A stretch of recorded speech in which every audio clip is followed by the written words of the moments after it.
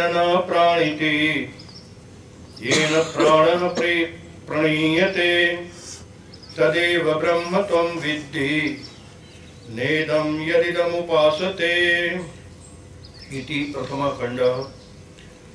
अथ द्वितीयः खण्डः। यदि मन्यसे सुवेदेति तभ्रमेवापि नूनं त्वं वेत्थ ब्रह्मणो रूपं यदस्य त्वं यदस्य देवेश्वरनो मीमांस्यमेव ते मन्ये विदितं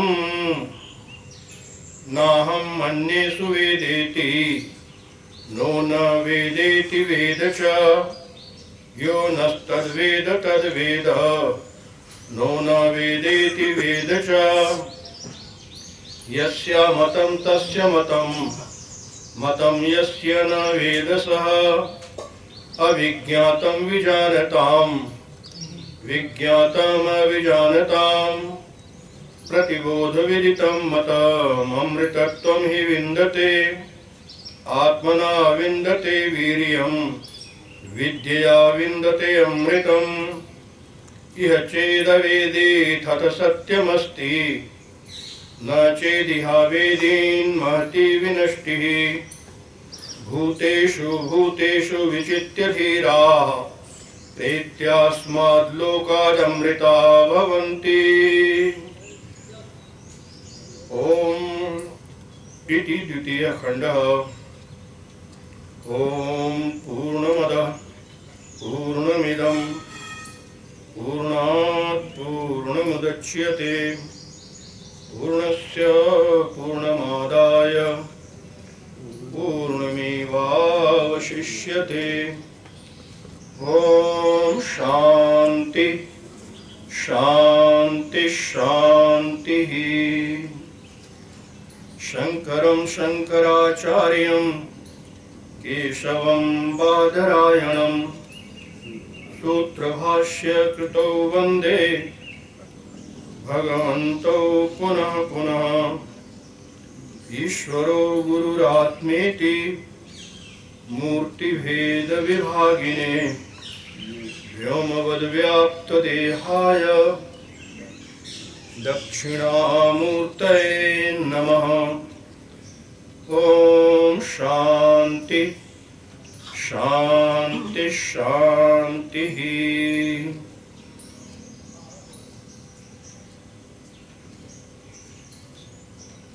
सामवेदीय तलवकार शाखीय केनोपनिषद।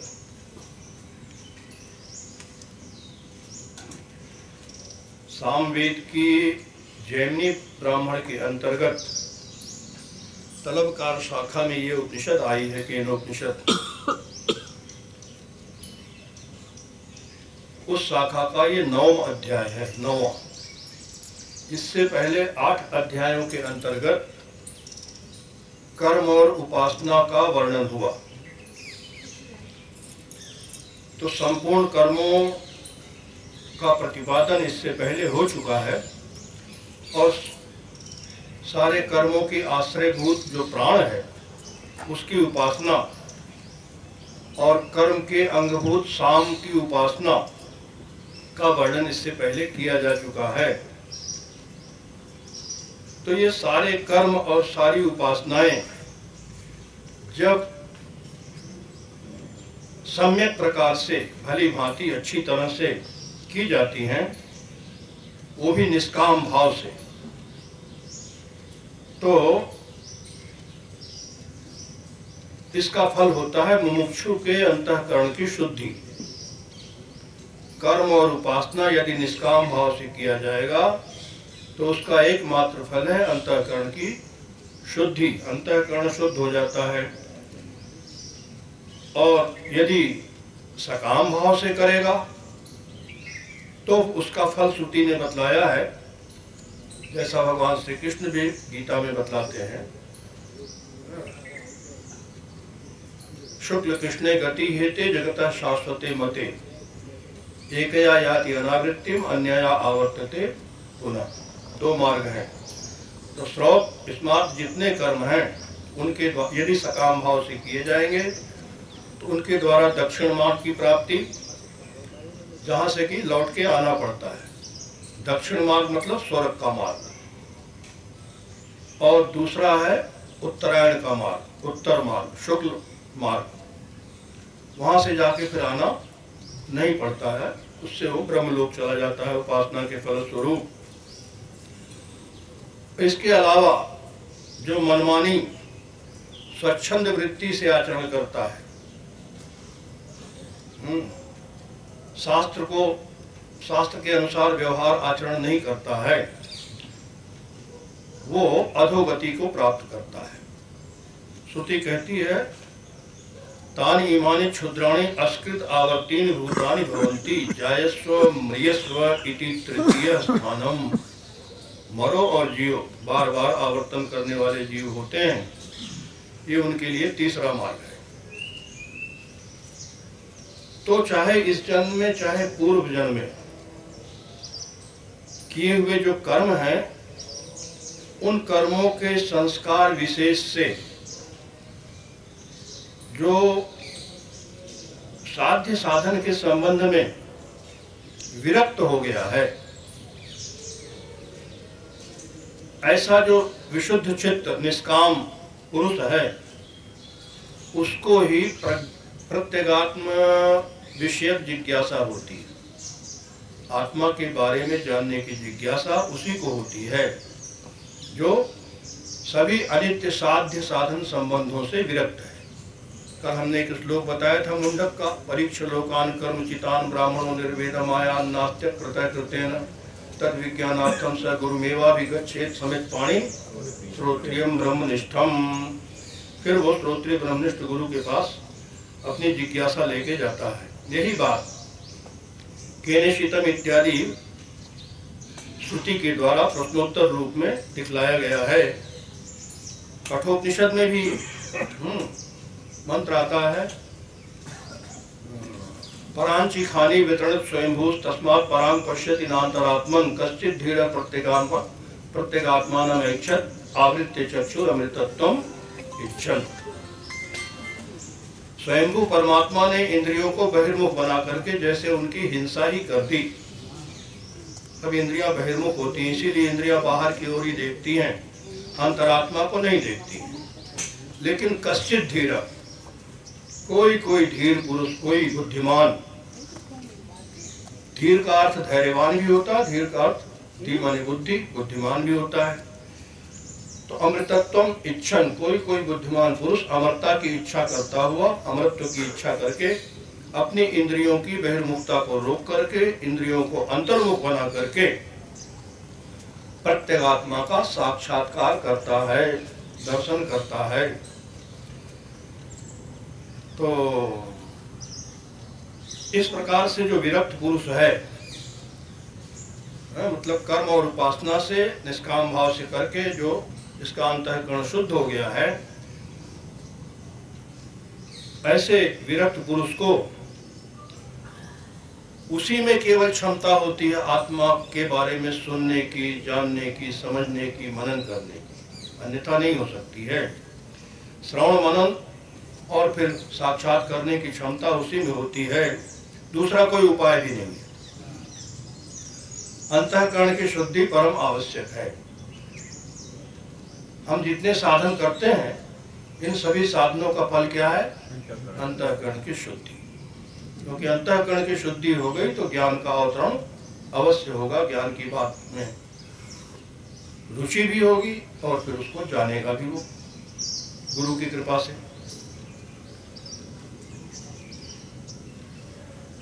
तो जो प्रत्यगात्मा, हम सबकी जो प्रत्यगात्मा है, अयम आत्मा ब्रह्म, तो इस प्रत्यगात्मा के ब्रह्मत्व विज्ञान से ही कामना और कर्म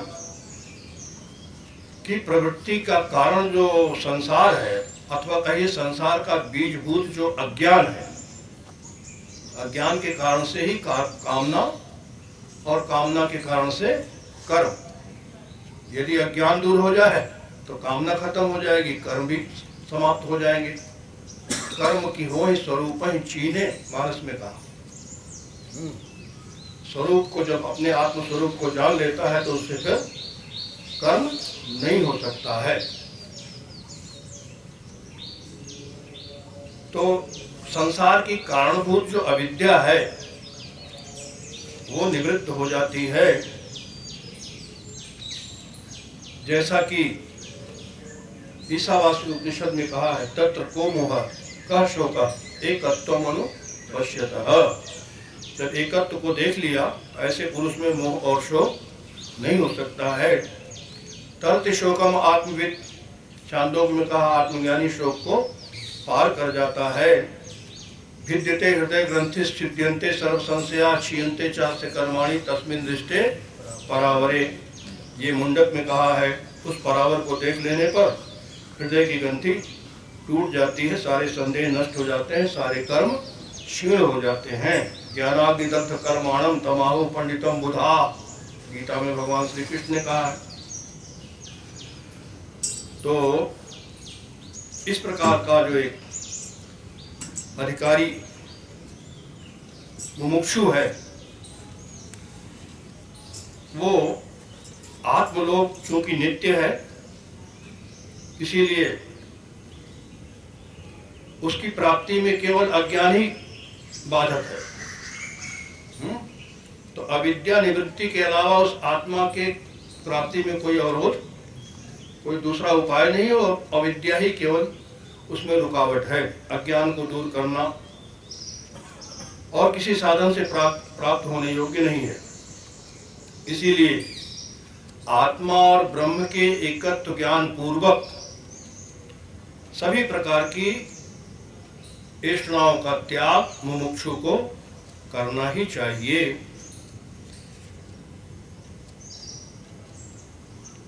ऐसे ही किसी शिष्य ने ज्ञान के लिए कोई दूसरा उपाय नहीं है, ज्ञान ही उपाय है मुक्ति का। तो वो जो निर्भय नित्य कल्याण में अचल पद है, उसकी इच्छा से किसी ब्रह्मनिष्ठ गुरु के पास जाकर के विधि पूर्वक पूछता है, अपनी जिज्ञासा प्रकट करता है। यही बात श्रुति के द्वारा कही जा रही है। पहला मंत्र कल हमने बताया था, ओम केने शितम पतति प्रेषितम मनः, केन प्राणः प्रथमः प्रयति युक्तः, केने शितां वाचमिमां वदन्ति, चक्षुश्रोत्रं कौ देवो युनक्ति। शिष्य पूछता है कि ये मन किसके द्वारा इच्छित होकर के और किसके द्वारा प्रेरित होकर के अपने अपने विषयों में गिरता है, किससे प्रयुक्त होकर के ये प्रथम प्राण मुख्य प्राण चलता है, और सभी प्राणी किसकी इच्छा के द्वारा, किसकी इच्छा से इस वाणी को बोलते हैं, और कौन वो देवता है जो चक्षु और श्रोत्र को अपने अपने विषयों को ग्रहण करने में प्रेरित करता है। ये प्रश्न है शिष्य का। इसके उत्तर में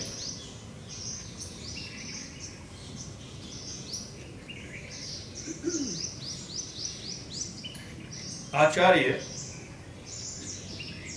कहते हैं कि जो तुम पूछते हो कि मन आदि इंद्रिय समूह जितने भी हैं, इनको अपने विषयों में प्रेरित करने वाला कौन देव है और वो किस प्रकार से प्रेरित करता है, तो इसके बारे में सुनो। आत्मा अथवा ब्रह्म ही सबका नियंता है, सबका नियंत्रित्व आत्मा के पास ही है। आचार्य उत्तर देते हैं, श्रोत्रस्य श्रोत्रम मनसो मनोयत वाचो है वाचम सौ प्राणस्य प्राणः चक्षुषश्चक्षुः अतिमुच्य धीराः प्रेत्यस्मात् लोकात् अमृता भवन्ति।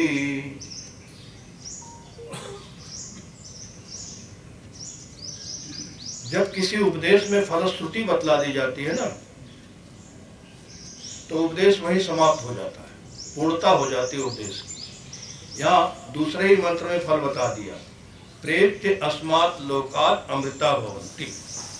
इस लोक से जाने के बाद, इस मनुष्य लोक, देह लोक, शरीर को छोड़ने के बाद अमृत हो जाते हैं। हम ये फल बता दिया। तो उपदेश यहाँ पूरा हो गया। एक ही श्लोक में प्रश्न और दूसरे मंत्र में उसका उत्तर हो गया। अब आगे जो कुछ भी उपनिषद है वो इसी का विस्तार है। उपदेश तो यही फल बता दिया तो उपदेश लगता है पूरा हो चुका। अब नहीं समझ में आता है तो फिर आगे विस्तार करते हैं आचार्य।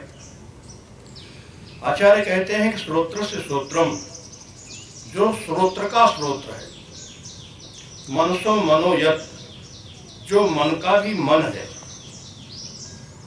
वाचो है वाचम, जो वाणी की भी वाणी है, वही स उ प्राण से प्राण, वही प्राण का प्राण है, चक्षु का चक्षु है।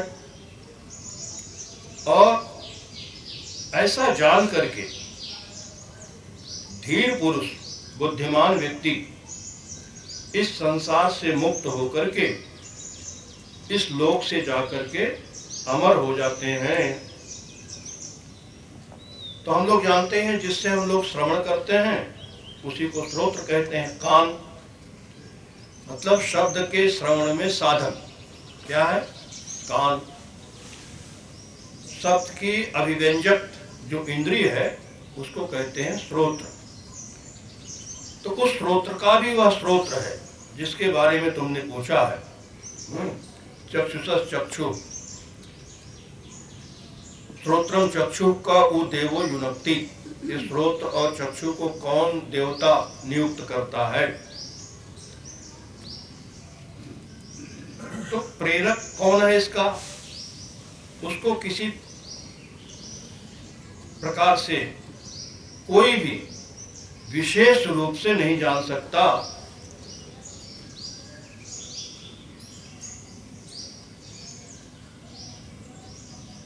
जैसे इसमें उदाहरण दिया भाष्यकार ने कि जैसे कोई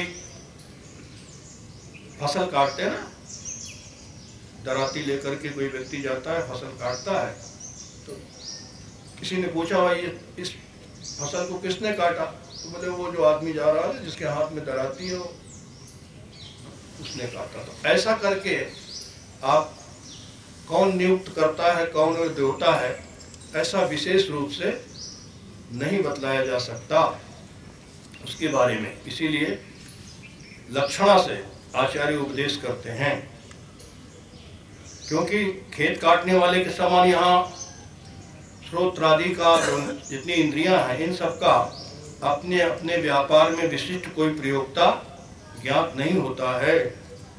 इसीलिए आचार्य कहते हैं कि वो श्रोत्र का श्रोत्र है। श्रोत्र का श्रोत्र है, मन का मन है, वाणी का वाणी है, ऐसा कर। इसका ये मतलब नहीं कि दूसरा कोई कान है, श्रोत्र का श्रोत्र। तात्पर्य यह है कि हमारे कान में शब्द को ग्रहण करने की जो शक्ति जो देता है, जिसकी शक्ति से श्रोत्र शब्दों को ग्रहण करता, आँख रूप को ग्रहण करती है, सभी इंद्रियां अपने अपने विषयों को ग्रहण करती है। मन में मनन की शक्ति जिससे आती है वो ब्रह्म है, वो है वो देवता। इस प्रकार से आचार्य उपदेश करते हैं। श्रुति कहती है, इसके बहुत से उदाहरण दिए हैं भाष्यकार ने। अब समय इतना अगर विस्तार करें तो 1-2 मंत्र ही हो पाएंगे 7 दिन में, मतलब आगे उपनिषद ज्यादा बढ़ नहीं पाएगी। यद्यपि उपदेश ये बहुत महत्वपूर्ण है दूसरे मंत्र का, क्योंकि इसमें सारी श्रुति पूरे उपनिषद का तात्पर्य कर दिया है, संक्षेप में बता दिया है। आत्मना एव अयम ज्योतिषा आस्ते, बृहदारण्यक उपनिषद में मंत्र है। ये आत्म ज्योति से ही ये रहता है, आत्म ज्योति। तस्य भाषा सर्वम इदम विभाति, न तत्र सूर्यो भाति न चंद्र तारकम नेमा विद्युतो भांति कुतोयम अग्नि तमेव भांतम अनुभाति सर्वम तस्य भाषा सर्वम इदम विभाति। उसी के प्रकाश से सारा जगत प्रकाशित होता है। गीता में भगवान ने कहा न तद्भासेते सूर्यो न शशांको न पावक यद गत्वा न निवर्तन्ते तद्धाम परमम्। तो उसी के तेज से यदादित्यगतम तेजो जगत भास्यते किलम, गीता में कहा, यह चंद्रमसी चाग्नोत्तर तेजो विद्धि मामूलम, उसे मेरा ही तेज जानो। क्षेत्रम क्षेत्री तथा कृष्णम प्रकाशयति भारत, 13वें अध्याय में गीता में बताया। कठोपनिषद में नित्यो नित्यानाम चेतनस चेतनानाम यो बहुनाम विद्धाति कामान, या एको बहुनाम विद्धाति कामान तम आत्मस्थम येन उपस्यन्ति धीरा तेषां सुखम शाश्वती नैतरेषाम्। ऐसा जो है उसको अपनी आत्मा में ही जो देखता है उसी को सुख शांति मिलती है, सभी को नहीं मिलती है। तो जो श्रोत्र का श्रोत्र है, मन का मन है, वाणी का जो वाणी है, जो प्राण का भी प्राण है, तो इन सब में ऐसा करने से, ऐसा उपदेश करके शिष्य ने जिस वस्तु के बारे में पूछा है उसका निर्देश, उसका उपदेश आचार्य ने कर दिया।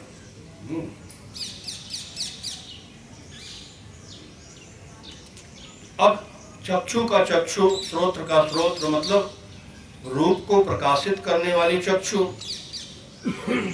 उस इंद्रिय में, सभी इंद्रियों में अपने अपने विषयों को ग्रहण करने का जो सामर्थ्य है, वो सामर्थ्य आत्म चैतन्य के द्वारा ही अधिष्ठित है। जो हम सबकी आत्मा है वो आत्मा ही सबका अधिष्ठाता है। इसीलिए उसको कहते हैं चक्षुष चक्षु, श्रोत्रस श्रोत्रम, प्राण से प्राण इत्यादि। और उसको अतिमुच्य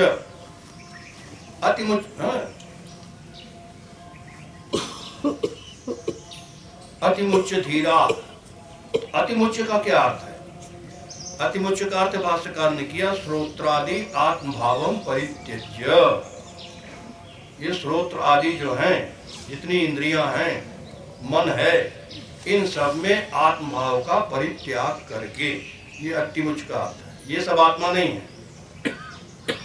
भाष्यकार ने तो मनोबुद्धि अहंकार चित्तानि नाहं न च श्रोत्र जिह्वे न च घ्राण नेत्रे न च व्योम भूमिर्न तेजो न वायुस् चिदानंद रूप शिवोहम शिवोहम, आत्म षट्कम में बताया है। ये सब मैं नहीं हूं। इन सब में आत्मभाव का परित्याग करके, ये सब आत्मा नहीं है। अच्छा, इसके लिए बड़ा सरल सा उपाय है, बहुत सरल सा। मैं देह नहीं हूं। क्यों? क्योंकि इसको मेरा कहता हूं। मेरा शरीर जो मेरा होता है वो मैं नहीं होता। मेरा मैं से अलग ही रहता है, मैं मेरा से अलग होता है। मेरा मकान, मेरा शिष्य, मेरा दुनिया में जितना भी मेरा है वो मैं नहीं हूँ। वो मेरा मुझसे अलग ही होता है। सामान्य विचार है ये।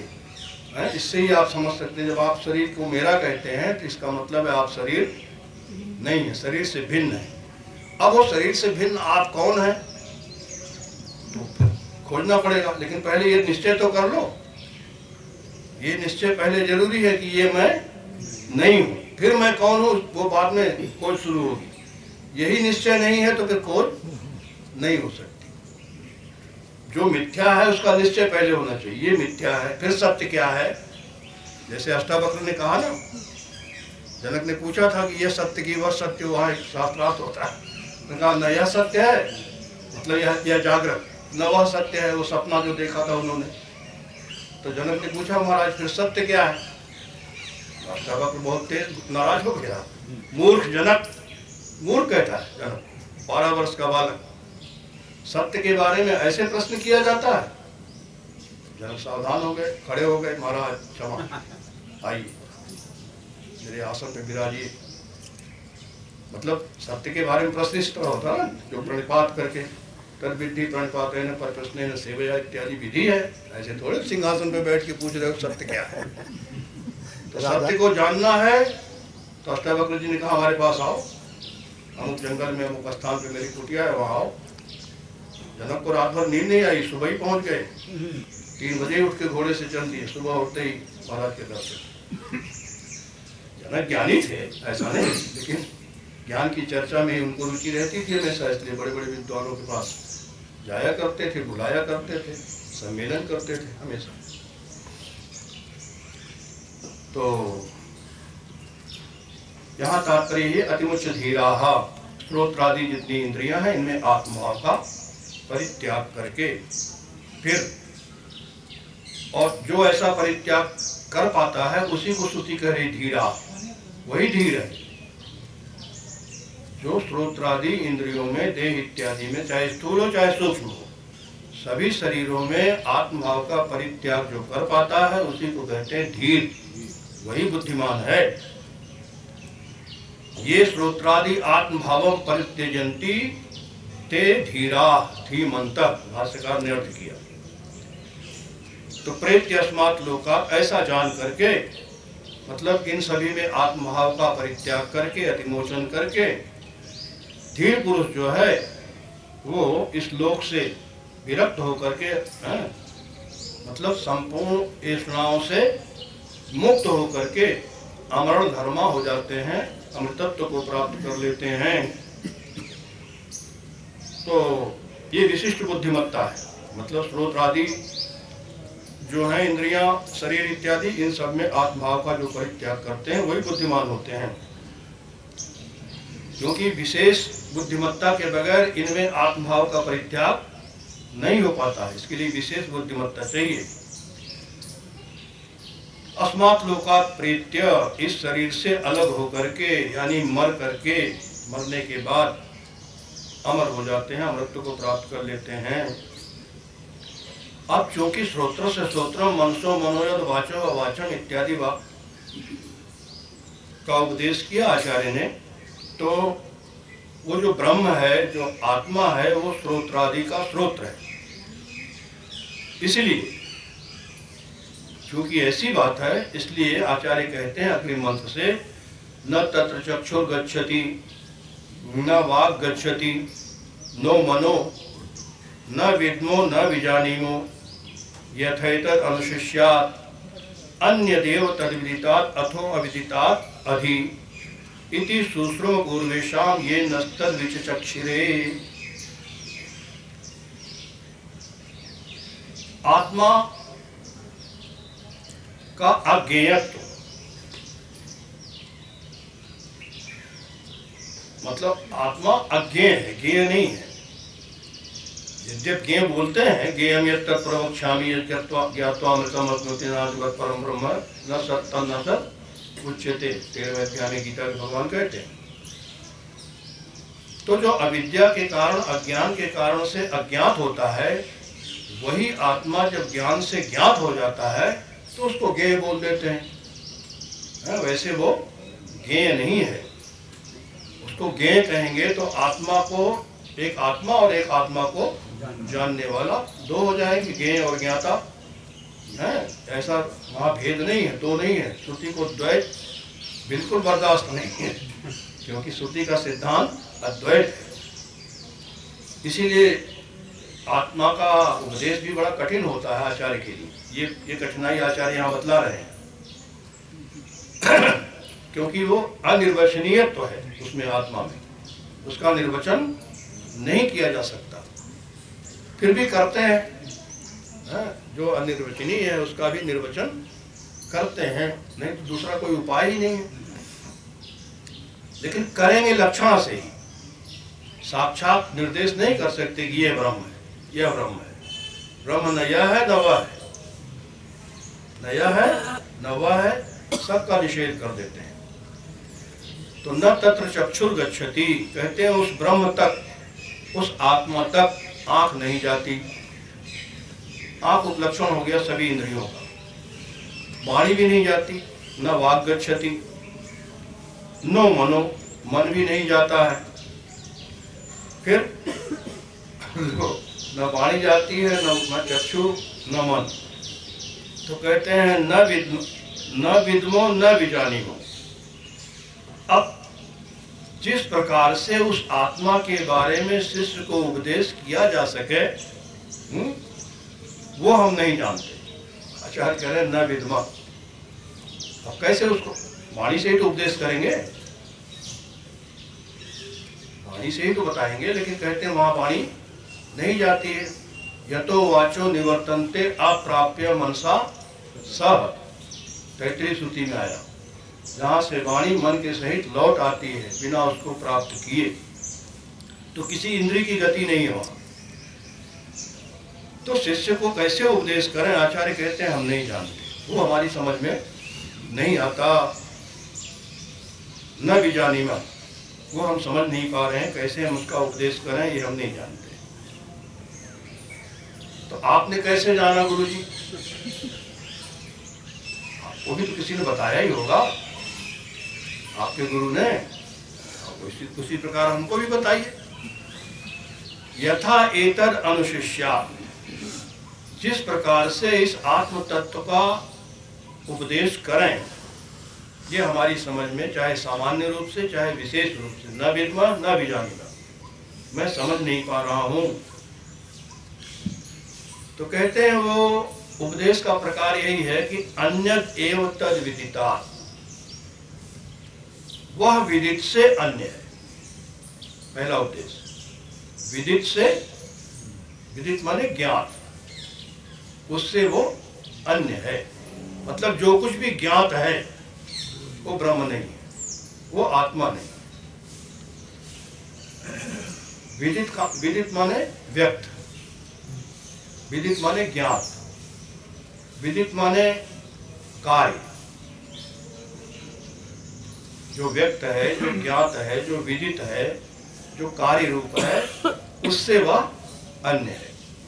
तो कहते हैं फिर अविदित होगा, विदित नहीं है तो अविदित होगा। कहते हैं अविदितात् अधिक, अविदित से भी वो परे है, अन्य है, भिन्न है। विदित और अविदित दोनों से परे है। विदित माने सारा कार्य जगत, अविदित माने कारण। कार्य जगत माया का सारा कार्य विस्तार, और इसका जो अधिष्ठान है ईश्वर, कार्य और कारण संसार, और संसार को बनाने वाला परमात्मा ईश्वर, इन दोनों से वो परे है। कार्य कारण दोनों कल्पित हैं उसमें। मतलब एक ही ब्रह्म के दो नाम हैं, तत्व एक है, उसके दो नाम पड़ गए माया के कारण से, एक ईश्वर दूसरा जीव या संसार कह लो।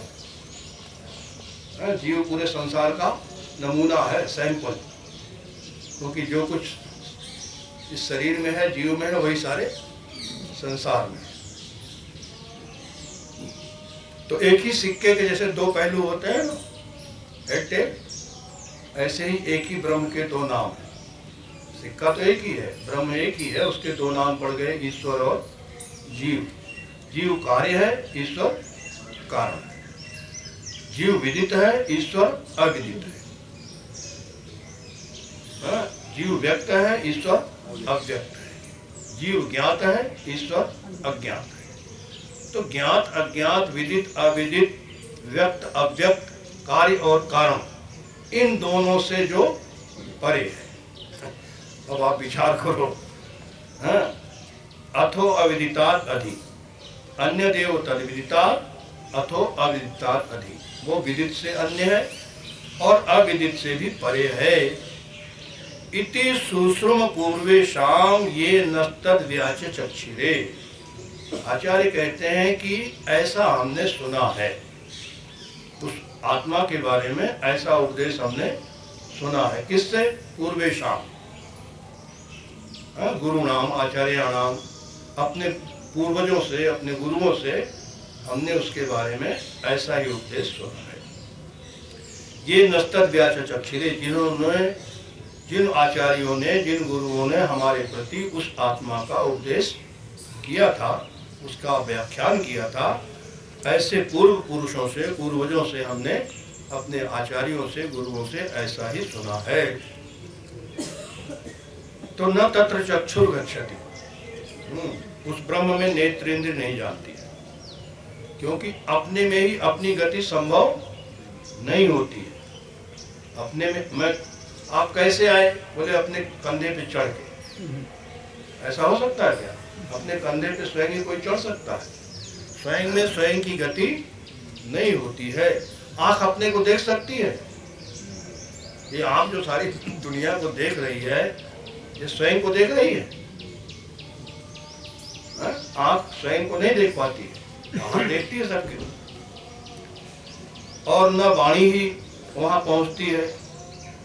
जिस समय वाणी का उच्चारण होता है, वाणी के द्वारा शब्द अपने वाच्य अर्थ को जिस समय प्रकट करता है, प्रकाशित करता है, उस समय भी अपने वाच्य तक वो वाणी नहीं पहुंच पाती है। क्यों? ऐसा क्यों है? क्योंकि वो जो ब्रह्म है, वो शब्द और उसका शब्द का व्यवहार करने वाली जो इंद्रिय है, नेत्र और रूप और रूप का व्यवहार करने वाली इंद्रिय जो नेत्र है, इन सबकी आत्मा है वो। इसीलिए वो अच्छा, अग्नि जलाती है कि नहीं? अग्नि प्रकाश करती है कि नहीं? तो अग्नि स्वयं को जला सकती है? सारी दुनिया को जलाने की शक्ति, सबको प्रकाशित करने की शक्ति अग्नि में है, लेकिन अग्नि स्वयं को नहीं जलाती है, न प्रकाशित ही करती है।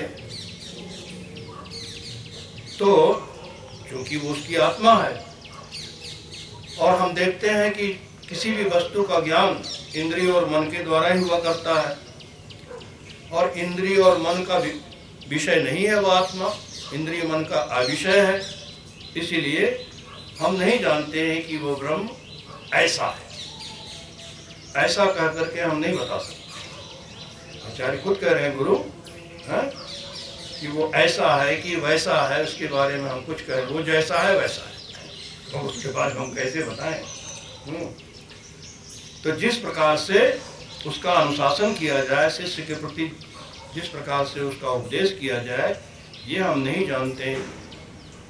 अब जो वस्तु इंद्रियों का विषय होती है, उसी का उपदेश जाति, क्रिया, गुण इत्यादि के द्वारा किया जाता है। लेकिन ब्रह्म इन सब विशेषण वाला नहीं है। न उसमें कोई जाति है, न उसमें कोई क्रिया है, न उसमें कोई गुण है, न उसमें कोई प्रकार है, न उसमें कोई विकार है, न उसका कोई आकार है, न उसका कोई संस्कार है। आकार, विकार, प्रकार, संस्कार, जाति, गुण, क्रिया, ये सब कोई भी विशेषण उसमें नहीं है। तो शिष्यों को कैसे उपदेश किया जाए, इसीलिए उसकी प्रतीति कराना, उसका बोध कराना अत्यंत कठिन है। तो अब इस वाक्य के द्वारा श्रुति क्या कहना चाह रही है? मतलब उसके अर्थ को ग्रहण करने में अधिक प्रयत्न की आवश्यकता है, प्रयत्न विशेष की आवश्यकता है। न विद्मो न विजानीमो, आचार्य कहते हैं। आप निषेध कर रहे हैं कि मैं नहीं जानता हूँ, नहीं समझ पा रहा हूँ, कैसे उसका उपदेश करें। मतलब जितने भी प्रमाण हैं, किसी भी वस्तु को प्रमाणित करने में जितने भी प्रमाण माने गए हैं, वहाँ कोई प्रमाण काम नहीं करता है ब्रह्म के बोध में।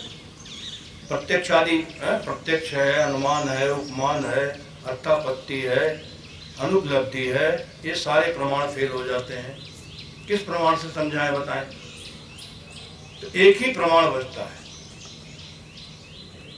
श्रुति प्रमाण, वाक्य प्रमाण। उसी के द्वारा उसका उपदेश संभव हो पाता है। शास्त्र से तो उसकी प्रतीति कराई जा सकती है। शास्त्रैक गम, वेदांतैक गम इत्यादि वाक्य तो है, वो केवल वेदांत वाक्यों के द्वारा ही जाना जा सकता है। तो शास्त्र प्रमाण देते हैं, अन्य देव तद विदितात् अथवा विदितात् अधिक।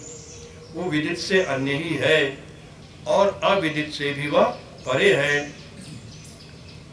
तो जो श्रोत्रादि इंद्रियों का, मन इत्यादि का अविषय है, जिसको ये विषय नहीं कर सकते हैं, ऐसा जो ब्रह्म है, उसका उल्लेख इस प्रकार से किया गया है कि वो विदित से अन्य है, पृथक है, और वो अविदित से भी अन्य ही है।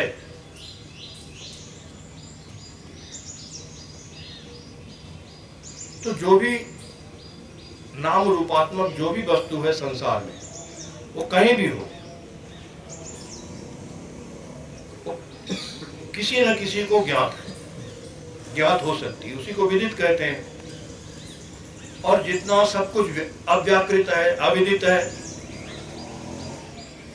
जो व्याकृत नहीं है उसको अविदित कहते हैं। तो ब्रह्म विदित और अविदित दोनों से भिन्न ही है, ये इसका तात्पर्य है। तो कहते हैं फिर तो इसका मतलब ब्रह्म अज्ञात है। तो कहते हैं ऐसी बात नहीं, विदित और अविदित से विपरीत जो, अब अविदित माने अव्याकृत, जो व्याकृत नहीं है, जो व्यक्त नहीं है, उससे भी भिन्न है। तो लक्षणा से इसका अर्थ कराना चाहिए, क्योंकि जो कोई भी वस्तु जिसके ऊपर होती है वो उससे भिन्न ही होती है, ये प्रसिद्ध है।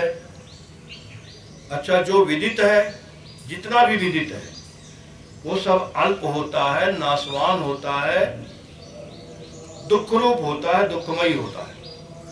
इसीलिए वो हेय मतलब त्यागने योग्य है। तो ब्रह्म विदित वस्तु से अन्य है। एक बात तो ये बताई, मतलब उसको ब्रह्म का अज्ञेयत्व बतला दिया कि ब्रह्म ज्ञेय नहीं है। अविदित से ऊपर कहने का तात्पर्य है कि वो अनुपादेय है, उसका ग्रहण भी नहीं किया जा सकता। मतलब न उसका त्याग कर सकते हैं, न उसका ग्रहण कर सकते हैं। हे और उपादेय दोनों से वह अलग है, भिन्न है। क्योंकि किसी भी कार्य के लिए किसी अन्य व्यक्ति के द्वारा अन्य किसी कारण यानी साधन को ग्रहण किया जाता है। तो वेदता जो आत्मा है वो किसी अन्य प्रयोजन के लिए कोई अन्य साधन उसके लिए उपादेय नहीं है। इस प्रकार से आचार्य भिन्न और विदित और अविदित दोनों से आत्मा को भिन्न बतलाते हैं। इस कथन के द्वारा आत्मा में हेयत्व बतला दिया, अनुपादेयत्व बतला दिया। आत्मा न तो त्यागने योग्य है, न ग्रहण करने योग्य है। आप उसको छोड़ नहीं सकते, कभी त्याग नहीं सकते आत्मा, अग्रहण करने की अवस्था नहीं, क्योंकि आपका स्वरूप ही है। तो दोनों का निषेध हो गया, हेय और उपादेय का प्रतिषेध कर दिया। तो आत्मा से अभिन्न सिद्ध होने के कारण, मतलब सब कुछ आत्मा से अभिन्न है, भिन्न नहीं है कुछ भी। ये सारा संसार जो आपको दिखता है ना, ये आत्मा से भिन्न कोई वस्तु नहीं है। वेद व्यास जी ने एक सूत्र दिया ब्रह्म सूत्र में, तद अनन्यत्वम आरंभण शब्दादिभ्यः। इस संसार का आत्मा के साथ अनन्यत्व है। आत्मा संसार से अन्य कोई वस्तु नहीं है। आरंभण शब्दादिभ्यः, वहां स्तुति का हेतु दे दिया। क्यों कहते हैं? स्तुति कहती है वाचारंभणम विकारो नामधेयम मृत्तिका इत्येव सत्यम। ये तो वाणी से कहने मात्र के लिए है, वाणी का विकार मात्र है कि ये घड़ा है, ये गमला है, ये कुल्हड़ है क्या? सब मिट्टी है। मृत्तिका इत्येव सत्यम, सब कुछ मिट्टी है। ये चेन है, ये कड़ा है, ये बाजू बंद है, अलग अलग नाम दे लो, है सब क्या? नहीं है। तो अनन्यत्व तो दिखलाते हैं कि मूल वस्तु जो है वो उसका सबके साथ अच्छा, इसमें आपको दृष्टांत बहुत काम करेगा। इस विचार को समझने के लिए जो श्रुति दृष्टांत देती है वो सभी बहुत उपयोगी हैं। रज्जु से, अज्ञान के कारण से जो रज्जु में सर्प की प्रतीति होती है, वो सर्प रज्जु से कोई भिन्न वस्तु नहीं है। रस्सी सर्प के रूप में अज्ञान के कारण से प्रतीत होती है। रस्सी का ज्ञान नहीं होता तो सर्प दिखाई देने लगता है। रस्सी दिख जाए तो सर्प गायब हो जाएगा। जह जाने जग जाए हेराई, जागे जथा स्वपन भ्रम जाए। मानस में कहा। दो वस्तु नहीं है, ध्यान रखिएगा। व्यवहार काल में भी अद्वैत ही है। ये बात हमको, ये श्रुति का सिद्धांत है हमारे। बस ऐसा नहीं एक सर्प है और एक रस्सी है, एक सीप है एक चांदी है। वस्तु दो नहीं है, वस्तु एक ही है। एक आत्मा है, एक संसार है, ऐसा दो वस्तु नहीं है। आत्मा ही संसार के रूप में भ्रांति से प्रतीत हो रहा है। जब तक भ्रांति है तब तक ये दिखेगा, और जब भ्रांति मिट जाएगी तो जय जाने जग जाए हेराई। जैसे जगने के बाद सपने से जब जाग जाते हैं तो सपना मिथ्या सिद्ध होता है कि नहीं? जो सपना देख रहे हैं, जिस समय देख रहे हैं, उस समय कोई कितना भी आके समझाए, चाहे गुरु ही आके बताए बेटा ये तुम सपना देख रहे हो, ये कुछ नहीं। यहाँ ये सपने जो तुम देख रहे हो, तो सपने का सारा व्यवहार कर रहे हो, यहाँ है कुछ नहीं, तो नहीं मानेगा वो। ऐसी बात कर रहे हैं गुरु जी, सपने में हम सब कुछ व्यवहार कर रहे हैं, देख रहे हैं, आप कह रहे हैं कुछ है ही नहीं है। लेकिन जब उसका सपना टूटता है, जब जगा, तो अब किसी गुरु की जरूरत नहीं है, वो स्वयं ही जान लेता, अरे ये तो सब कुछ था ही नहीं, मैं ही हूँ, मैं ही हूँ। ऐसे ही सारा जगत है, हम सपना देख रहे हैं। ऐसे बोलते तो जागृत हैं व्यवहार में कि जागृत है, लेकिन जागते हुए हम सपना देख रहे हैं। कहाँ उमा में अनुभव अपना, सत हरि भजन जगत सब सपना। ये सारा भगवान शंकर कह रहे हैं, ये अपना अनुभव कह रहे हैं। ये उमा मैं अपना अनुभव बतलाता हूँ। सत हरि भजन जगत सब सपना, सारा संसार जो है स्वप्नवत है। लेकिन ये अच्छा इसीलिए कहते हैं मिथ्या है। जैसे स्वप्न मिथ्या होता है तो संसार मिथ्या है। मिथ्या कब मालूम पड़ेगा? जब इस सपने से जागेंगे, इस सपने से जाग जाएंगे, तब ये मिथ्या सिद्ध हो जाएगा, अपने आप ही सिद्ध हो जाएगा। फिर फायदा क्या है? कहते मिथ्या में किसी को मोह नहीं होता।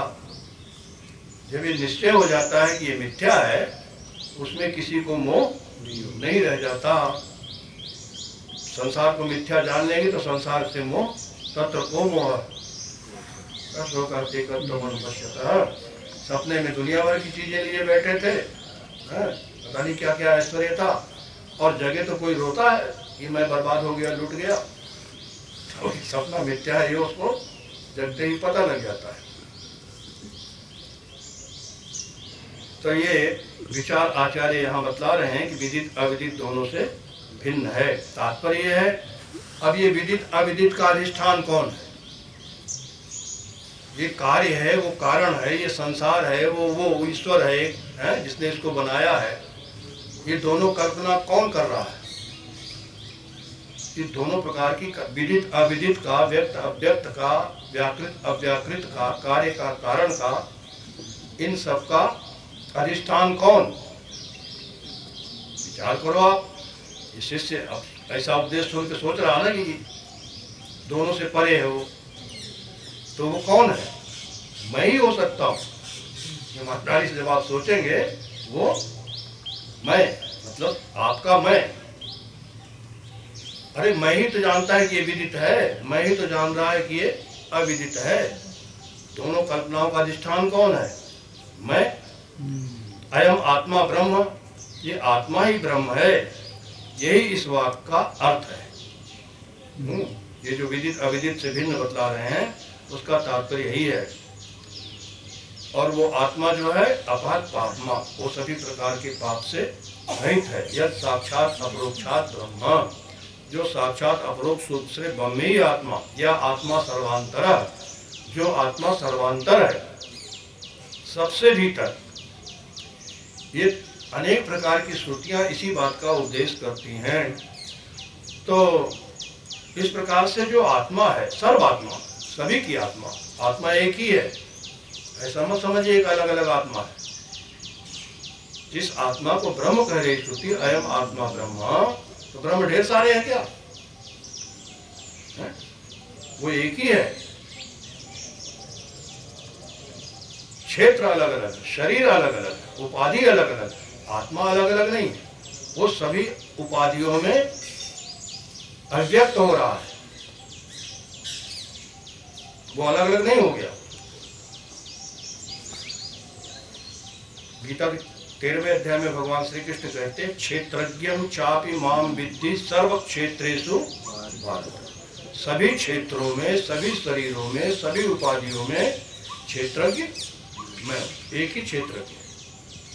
इसको आप दर्पण के उदाहरण से समझ सकते हैं, शीशे के।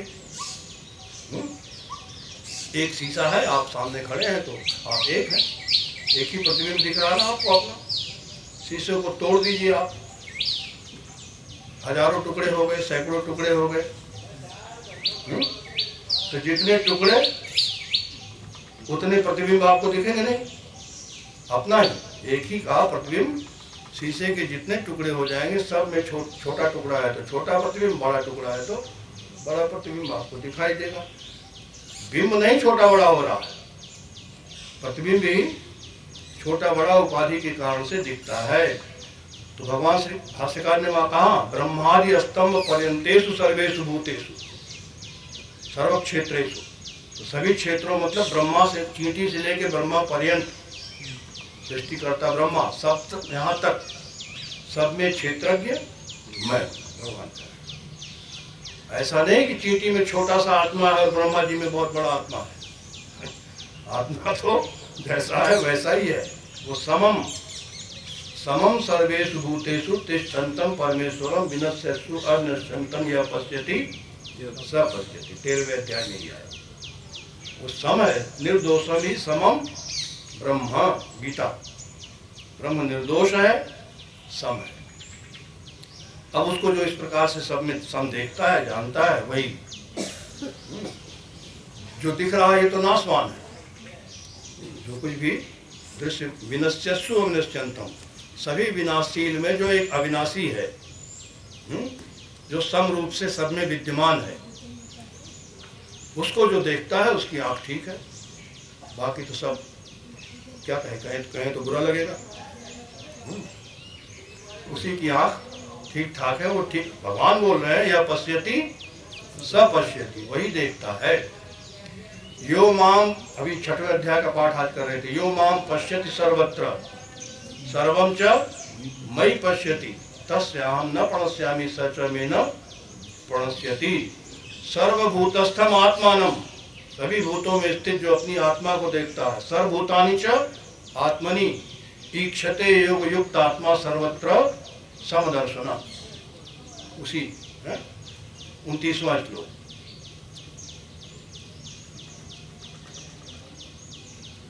अच्छा, 30वां है, यो माम पश्यति सर्वत्र सर्वं च मयि पश्यति तस्याहं न प्रणश्यामि स च मे न प्रणश्यति। फिर 31वां श्लोक 6ठे अध्याय का, सर्वभूत स्थितम यो माम भजत्येकत्वम् आस्थितः सर्वथा वर्तमानोपि स योगी मयि वर्तते। फिर 32वें श्लोक में, आत्मोपमेन सर्वत्र समम पश्यति यो अर्जुन सुखम वा यदि वा दुःखम स योगी परमो, वो मुझे परम योगी। ये 6ठे अध्याय का गीता के 4 श्लोक 29, 30, 31, 32 ये तत्त्वमसि महावाक्य का वर्णन है। तत्त्वमसि महावाक्य का व्याख्यान भगवान श्री कृष्ण ने किया है। पहले त्वम पदार्थ बताया, सर्वभूत स्थित, सर्वभूतस्थम आत्मानं सर्वभूतानि च आत्मनि। फिर तत् पदार्थ बताया, यो माम पश्यति सर्वत्र सर्वं च मयि पश्यति। फिर दोनों की एकता बता दी, तत्त्वम असि। असि किससे? सर्वभूत स्थितम यो माम भजते एकत्वम आस्थिता, दोनों की एकता। और फिर फल बता दिया, परिणाम बता दिया, आत्मोपमेन सर्वत्र।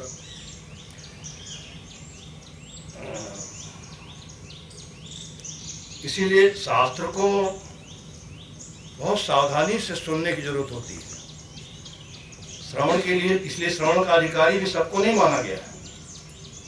हम लोग सुनते तो हैं, लेकिन अधिकार है कि नहीं, अधिकारी है सुनने की, ये बात पहले समझना चाहिए। श्रवण का अधिकार प्राप्त करना चाहिए, तभी आप सुन पाएंगे। सुनने का अर्थ क्या है, सुनने का फल क्या है? तात्पर्य अवधारणम श्रवणम, परिभाषा दिया। तात्पर्य का निश्चय हो जाना श्रवण कहलाता है। मतलब जो आप सुन रहे हैं उसका क्या तात्पर्य है, ये निश्चय हो जाए तब आप, इसका मतलब आप सुन रहे हैं। सुनेंगे कब? जब मन एकाग्र होगा। जब मन, यहाँ योग की जरूरत पड़ गई है। योगस्य चित्त वृत्ति निरोधा, चित्त की 5 अवस्था बताई गई योग दर्शन में। क्षिप्त, विक्षिप्त, मूढ़, निरुद्ध और एकाग्र। तो मूढ़ चित्त, क्षिप्त चित्त, विक्षिप्त चित्त सुनने का अधिकारी नहीं है। श्रवण का अधिकारी है या तो एकाग्र चित्त हो, एकाग्र मन हो, अथवा निरुद्ध हो, वही सुन सकता है। इसीलिए सुनो तात मन मत चित्त लाई। मन से सुनो। मन से कब सुनेंगे? जब मन एकाग्र होगा तब सुनेंगे। लेकिन मन जो है क्या सुना है इसका अर्थ मन नहीं कर पाता। मन को नहीं मालूम अर्थ, मन तो खाली सुन लेता है। फिर सुन के किसको देता है? बुद्धि को। वही है, अंतःकरण में 4 है ना, मन बुद्धि चित्त अहंकार। तो मन तो सुन लिया, कान के द्वारा शब्द आया, मन ने ग्रहण कर लिया, उसके अर्थ से उसको कुछ लेना देना नहीं। अर्थ कौन समझेगा उसका? जो सुना गया है। बुद्धि अर्थ करेगी, बुद्धि अर्थ को समझेगी। इसलिए बुद्धि का लगाना भी जरूरी है। खाली मन से काम नहीं चलेगा, वहाँ बुद्धि चाहिए। जो सुन रहे हैं उसका अर्थ क्या है, ये निश्चय बुद्धि करेगी। जब बुद्धि ने तात्पर्य का निर्णय कर लिया, ये इसका अर्थ है, ये तात्पर्य है, तो चित्त उसको ग्रहण करके संजो करके रख लेगा। पिक्चर बना के, चित्र बना के, मेमोरी जिसको कहते हैं, मेमोरी आजकल है ना। जब जरूरत हुई याद आ गया, तुरंत याद आ गया, क्योंकि उसने मेमोरी में डाल रखा उसको। तो याद रहना चाहिए। ऐसा सुना तो बहुत, समझा तो बहुत, और समय पे याद ही नहीं आ रहा समय पे, तो बेकार है सुनना पढ़ना समझना। समय पे व्यवहार में याद रहना चाहिए। हमारे यहाँ महात्माओं में कहावत है, याद है तो आबाद है, भूल गया तो बर्बाद है। हम सुनते थे पहले तो हमको लगता था महात्मा लोग ऐसे ही बोलते हैं। ये सूत्र है महात्माओं के, याद है तो आबाद है, भूल गया तो बर्बाद है। कितना बढ़िया सूत्र है। विपद विस्मरणम विष्णु संपद नारायण स्मृति, विपदो नैव विपद संपदो नैव संपद, विपद विस्मरणम विष्णु संपद नारायण स्मृति। भगवान का स्मरण रहे, आत्मा का स्मरण रहे, स्वरूप का स्मरण रहे तो संपत्ति है, और भूल गए तो विपत्ति है। 1 सेकंड के लिए भी भूल गए काम से। हाँ, ये होता ना, भगवती माया बहुत बलवती है, ये सब माया का ही प्रसार है, एक क्षण में विचलित कर देती है। अतिशय प्रबल देव तव माया, छूटे राम करो जब दाया। ये भगवान आपकी माया बड़ी प्रबल, सुग्रीव कहता है, जब आप कृपा करेंगे तभी छूट पाएगी, दूसरा कोई उपाय नहीं है। नाथ जीव तव माया मोहा, ये बेचारा जीव जो है तुम्हारी माया से भगवान मोहित है।